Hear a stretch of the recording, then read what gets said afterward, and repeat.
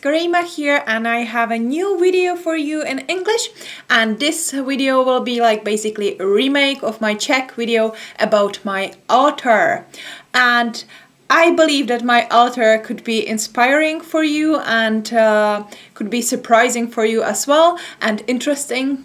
So I decided to make this video in English as well, since the last update about my altar was like half year ago in Czech language, so maybe it might be kind of interesting also for the Czech people who are subscribed to my channel and who saw this before, but maybe want like more information or different point of view or different language spoken about my altar. So the main thing, the first of all thing about my altar is that my altar is a travel altar, and that's my main altar, and that's basically the only very practical altar that I'm using on basically daily basis or very often. So this is kind of bundle, as you can see, and it's made from the hat, and here I have a rubber for hair, which is always handy. As you might know from my previous English video about Book of Shadows, I have the bubble for the hair there as well, because it's simply handy for me since my hair is kind of long. So that's the thing which is like holding all the bundle together, and the bundle is created from the hat here, which is another thing that is really great to have when you are somewhere in the woods, and if you start to feel cold, it's absolutely amazing to have a hat with you.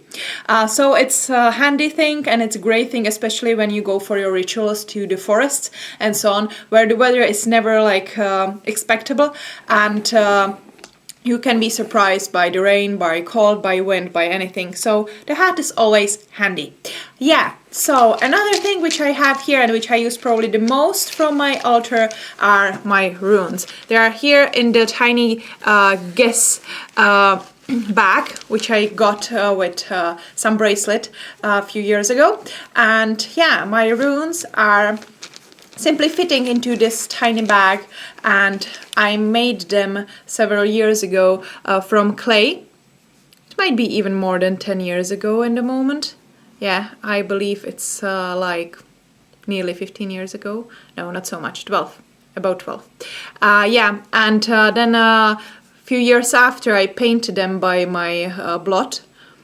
So these are my rune stones, which I use at least every single week for like weekly rune reading or weekly connection with gods. Yeah, so these are my runes, which are quite great for me, and it's basically the tool for divination and connection with deities. Another thing which I'm using kind of for divination, also for meditation and for scrying, is here in this lovely tiny ladder bag, which is based on 3 colors, black, brown and green, and with a lovely stripe here. And I bought it on Pilsner markets, like craft markets. And I have here my dragon's egg, the fluorite egg for like druidic way of reading the crystals and the spheres inside of it. Yeah, so that's my scrying egg, my druidic egg, or dragon's egg, however you want to call it. Yeah, and it goes really nice. You can see the light. You might even see my iPad mirroring in it.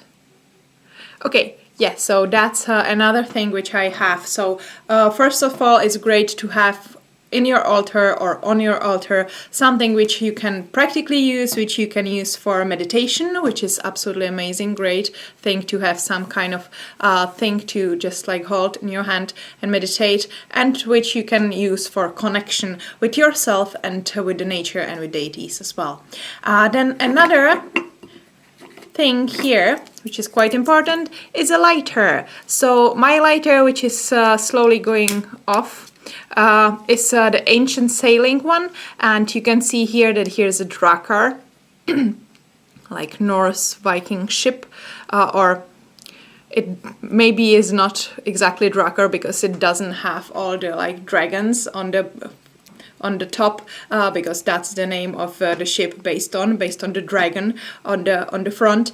But yeah, since it has like shields here over the over another part, it reminds me drakkars, so I really love this one. I'm using it for a while now. Since I have the lighter here, I of course have also a candle. I use tiny candles from beeswax, and these are absolutely amazing for very fast ritual, for a very safe ritual, and I find them really great working for me, and I have a package of it, so I usually use one per each Sabbath. Then what will we take next? Yeah, since I'm thinking here about since I'm talking about the lighter, I will also show you here that I have here the cone for for lightning and for kind of smudging. This one is probably the sandalwood. I usually have them in this tiny bag, so I'm not 100% sure, but I believe that this one is sandalwood, and I also like to use the rose one. But for representation of rose, I have here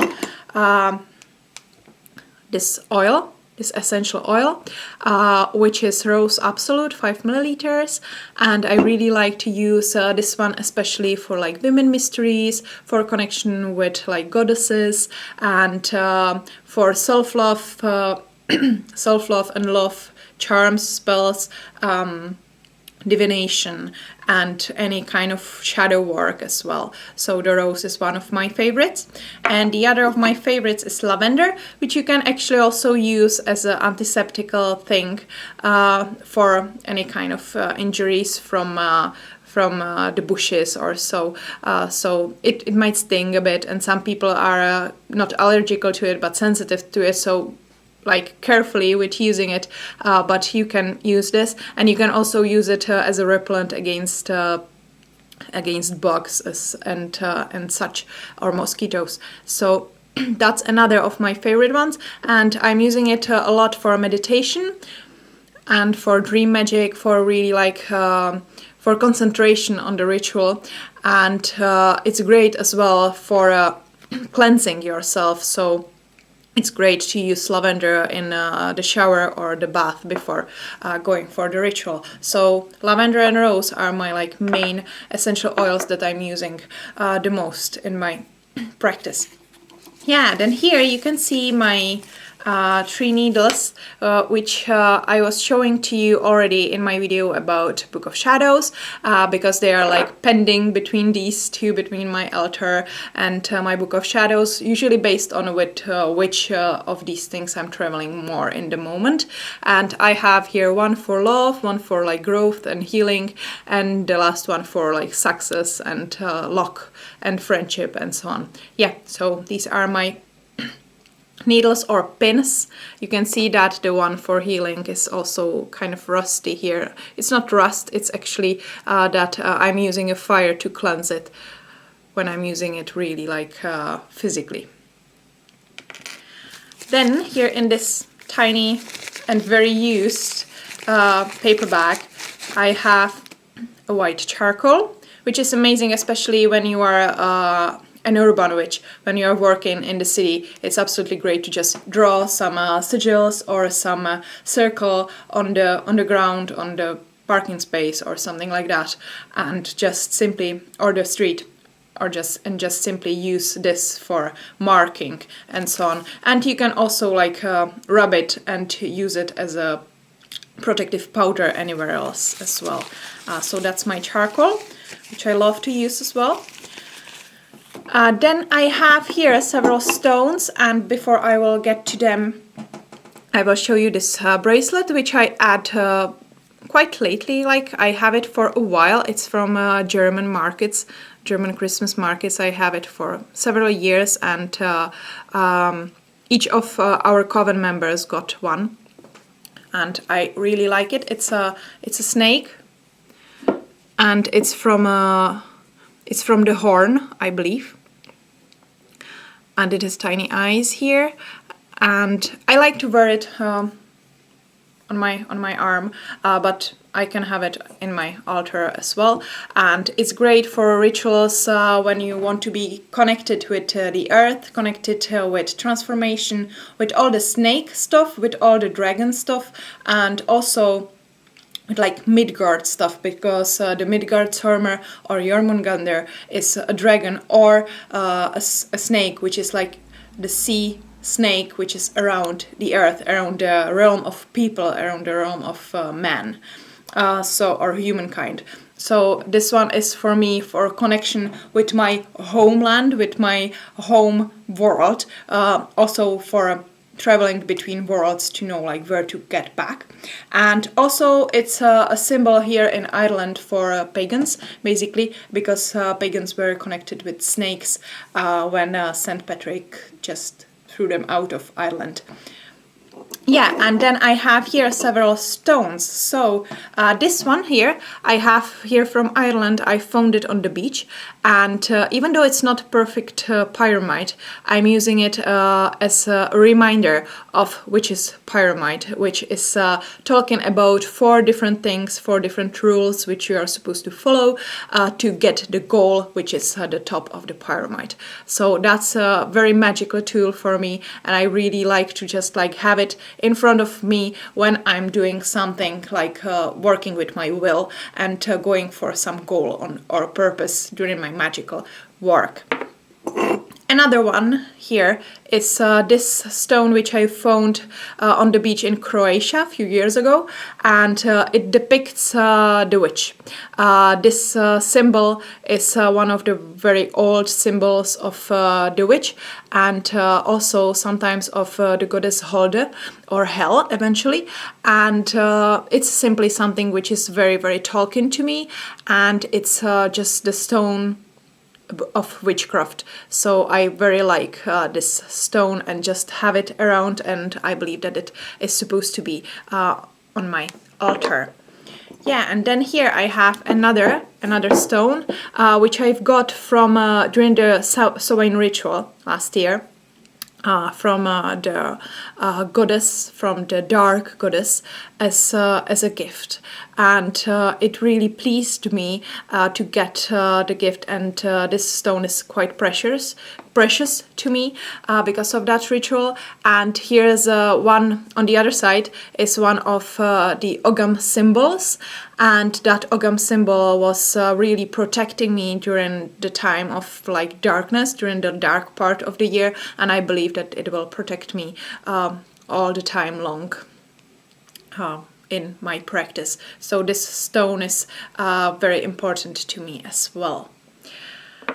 Yeah, and the main thing here, the last but not least, I want to talk about my cauldron, which is a part of all my Sabbats, and like lately I really do all my Sabbats with the cauldron. It's the representation of goddess, of water, of earth, and also you can use it for working with fire and working with air elements. So it basically contains all the elements in itself, and it's a very special cauldron for me because it was probably the very first tool that I possessed, that I got, and this one is actually a replica of the cauldron which was found in the Pilsner underground from really like pre-medieval times.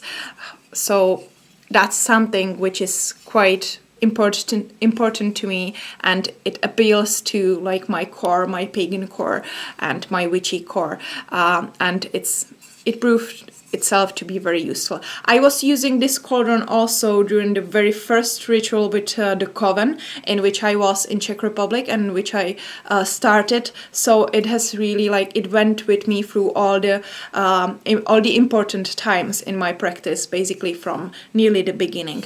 So that's something that I very, very love and that I very appreciate. So this is also the container for all the other things that I have in my altar and that I have as my travel altar.